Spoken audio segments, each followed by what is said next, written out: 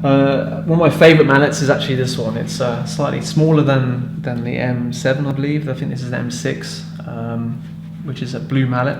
Comes from the company we work with. Same ingredients which is made, which is part polyester and part cotton. And it's a great steel sort of handle to it too. So you can customise yours in any way. Just so I've marked mine, I've put a flower life sticker on there. Because I really like sacred geometry and floral life. But the idea of the mallet is to create the tone, the sound. So the bigger mallets, you're going to create some much more deeper sounds, such as like delta and theta, very deeper tones, which is longer resonating, much deeper. The smaller mallets that you get, so this is a medium-sized mallet, which is one of my favourite, creates slightly higher tones.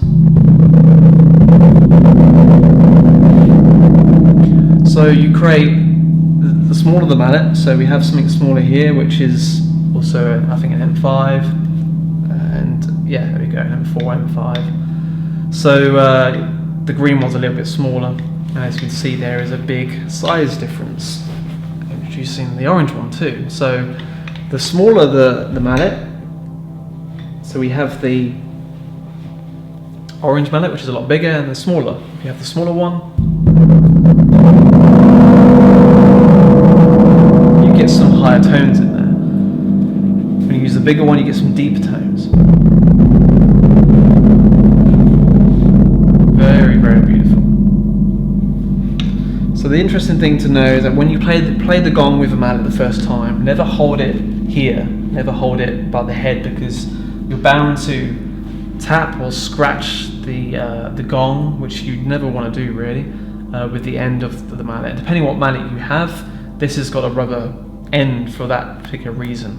You can play the gongs with certain other sort of tools, which is like with rubber, which isn't going to scratch it. But to get the ultimate sound from a gong is not hold it here, but hold it here. And there's also a loop ring too, where you can hang the mallet on a rail, or you can simply wrap around your wrist to stop it slipping. So typically hold it around here and just have a play.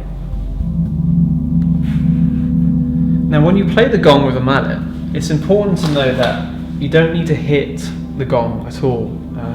You let the mallet do the work. It's like putting your energy and the weight into creating the sound. And you don't need to strike the gong hard at all, just very subtle movements. The gongs are beautifully made, and they're going to create a harmonic of overtones and symphonies of orchestra from tones and frequencies that you've never heard before. And the idea is to have a connection with the gong itself, not just to play it because it's, for the sake of it, but have that passion.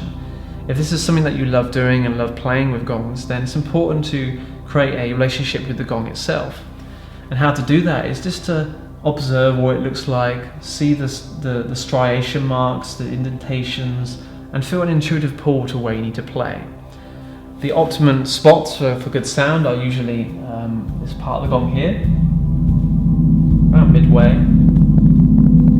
And if you start with circular motions around the gong, you're going to start to vibrate the metal in such a way that it's going to start to ripple. And you don't need to play really loud.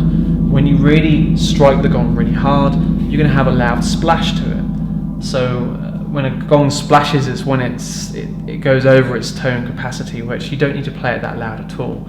And to create a deep resonance with the gong, then you don't need to play it too loud anyway. The idea of playing gongs, I've been to many events before when I've hosted events, and one of them was in a state where it was using a community hall. And the owner of the community hall pushed me away originally because they thought that the gongs would be too loud and would disturb the whole town. And this town had at least 1,000 houses in there. And I laughed in my head a little bit, and I said, no, the gongs do not create a really deep resonance like a cymbal. It's not disturbing, it's quite therapeutic. You might hear a bass noise subtly coming from the place, but it's not going to reverberate the whole city or this whole town. So this gong is quite big, it's 42 inches, and they go up to 62 inches with this company. They're beautifully made. But it's what interesting to know is that You don't need a big gong. As you can see the other videos, we have 30-inch gongs, which are beautifully made, and they give out such a deep high tone as well as the 42s. But the reason why I purchased the 42 is because it looks amazing, it feels amazing, it has a deeper resonance, it has a much more broader range of sound. But it doesn't mean that you can't hear the 30-inch gong at all. The 30 inches are beautifully made and you're still going to benefit from it. But if you want to reach a bigger audience in a bigger space, which is usually what I do with events like churches and sacred spaces, then a decent sized gong is beautifully put for that sort of environment.